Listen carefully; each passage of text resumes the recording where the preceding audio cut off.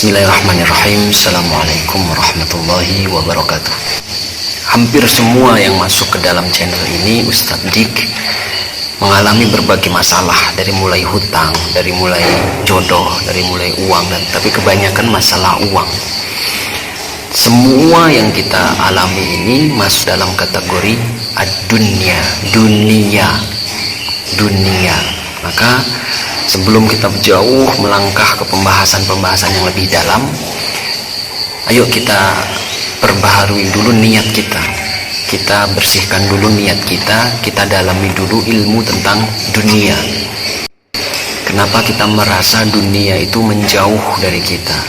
Kita ngejar dunia, tapi dunia justru menjauh dari kita. Ya uang, ya hutang justru malah datang, ya jodoh, ya semua yang kita kejar selama ini, ya pekerjaan, ya karir, rasanya justru menjauh. Nah, kenapa? Ternyata hadirin yang dirahmati Allah, ada riwayat yang mengatakan bahwasanya ada makhluk yang paling dibenci oleh Allah Subhanahu wa taala daripada yang lainnya. Bahkan dari awal penciptaannya pun tidak dilihat oleh Allah Subhanahu wa taala. Dalam sebuah riwayat dikatakan, innallaha lam yakhluq khalqan abghadha. Sesungguhnya Allah Subhanahu wa taala tidaklah menciptakan makhluk yang lebih ia benci daripada makhluk ini. Apa makhluk ini? Namanya abghadha minad dunya. Nama makhluk ini adalah dunia. Wa innahu, bahkan dalam lanjutannya, wa innahu lam yanzur ilaiha. Allah tidak melihat, jangankan melihat, mengintip saja, menoleh saja tidak. Mungzu khalaqaha, dari awal penciptaan makhluk ini. Nah, ini menjadi gambaran untuk kita.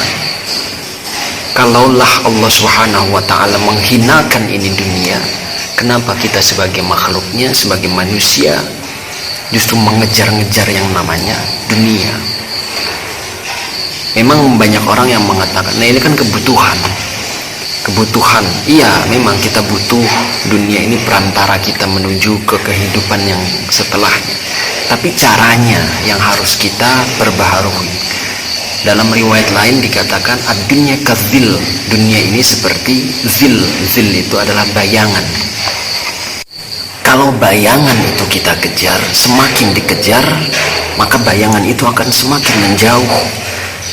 Lantas bagaimana agar bayangan justru mengejar kita? Bukan kita yang mengejar bayangan, balikkan badan kita membelakangi bayangan. Maka bayangan itu akan berubah di hadapan kita. Justru dia akan yang mengejar kita. Karena dalam riwayat lain dikatakan, siapa orang yang mengejar-ngejar dunia, fata'assara alaikum, justru dia akan mendapatkan kesulitan. Jadi susah. Kita pengen lunas itu hutangnya, kita pengen dapat itu uangnya, kita pengen gampang itu rezekinya, karirnya, jodohnya. Tapi niat kita, kalau niat kita salah, maka justru akan mendatangkan kesukaran atau kesulitan. Fata'assara alaikum. Tetapi beda orang yang mengejarnya adalah untuk nilai-nilai akhirat, urusan akhirat. Fatayassara lakum, maka dia akan dapatkan kemudahan. Kita kerja kalau niatnya bukan karena untuk akhirat, maka akan mendapatkan kesulitan. Tapi kita akhiratkan pekerjaan kita akhiratkan aktivitas kita, insya Allah yang datang adalah yasir. Fatayassara lakum, kita akan dapat yang namanya kemudahan. Nah, ini yang harus kita fahami dulu, biar tidak salah langkah. Jadi lebih enak kalau memang resikonya hilang, ya hilangkan saja, asalkan lillah, ikhlaskan karena Allah. Apapun yang ada bau akadnya, udah kejar itu, badlul juhdi, keluarkan. Jadi amal soleh kita kumpulkan. Dunianya diakhirkan, bukan berarti dilupakan, bukan. Kadarnya kita sedikitkan, insya Allah justru akan ngejar ke kita. Dalam riwayat lain dikatakan, man asbaha wa dunya akbaru hammihi, siapa orang yang bangun tidur atau dalam paginya, man asbaha, di waktu pagi, tetapi pikirannya, hatinya, konsentrasinya, tenaganya semua dikerahkan untuk dunia. Wa dunya akbaru hammihi, semuanya tentang dunia. Baru pagi-pagi, masih pagi sudah dunia pikirannya, obrolannya, omongannya, semuanya batinnya sudah dunia. Maka dia dijanjikan dapat perkara 4. Ini ancamannya, ada 4 perkara. Yang pertama, hammun la yanqati'u abadan, hatinya akan dibikin gelisah terus, dibikin susah terus, dibikin was-was terus, dibikin cemas terus. La yanqati'u abadan, yang tidak ada ujungnya, tidak ada hentinya selama kita mikirnya dunia. Jadi fokusnya lunas hutang, jodoh, enggak. Fokusnya ibadah, amal soleh. Jadikan amal soleh, jadikan akhiratkan dunia kita deh. Maka insya Allah justru akan mendatangkan kemudahan. Kalau enggak, tadi hati kita akan jadi cemas, hati kita akan jadi was-was, akan jadi gelisah. Itu baru yang pertama. Yang kedua, orang yang terus memikirkan dunianya, memikirkan solusinya, maka dia akan mendapatkan syughlun la liyatafarragh minhu abadan. Dia akan seolah-olah sibuk, hari-harinya seolah-olah sibuk.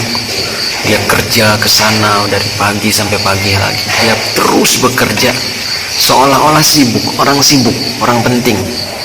Tapi lihat hasilnya ada nggak? Sibuk iya, kerja iya, tapi menghasilkan enggak? Kalau menghasilkan, berkah apa enggak? Nah ini, hati-hati. Seolah-olah kita sibuk. Orang sibuk, orang kerja harusnya ada hasilnya. Tapi kenapa orang sibuk, orang kerja ini nggak ada hasilnya? Nggak ada hasilnya. Kalaupun hasil, tapi kenapa nggak berkah? Ya menguap gitu aja, nggak kerasa. Nah ini salah satunya karena pikiran hati kita semuanya ngejarnya dunia. Ini baru yang kedua. Yang ketiga adalah fakrun la yanbaghi ghina abadan. Hidupnya akan dipenuhi dengan kefakiran yang tidak ada ujung kekayaannya. Jadi kurang terus, merasa kurang, nggak cukup. Padahal banyak, bisa jadi banyak, yang dapat banyak, tapi nggak cukup karena merasa dirinya miskin, kurang, fakir, sehingga menemukan kekayaan dalam hatinya, dalam hidupnya, dalam kesehariannya. Ini yang ketiga. Yang keempat, amalun layan bagi muntahahu abadan. Dia akan dijadikan orang yang terus berangan-angan. Nanti kalau saya begini, kalau hutangnya saya lunas, kalau saya dapat jodoh, nanti saya akan terus berangan-angan. Tetapi tidak dapat ujungnya, tidak dapat kepastiannya, terus disibukkan dengan seperti itu. Nauzubillah min dzalik. Itu adalah 4 perkara yang akan didapatkan oleh orang yang fokusnya hanya mengejar dunia.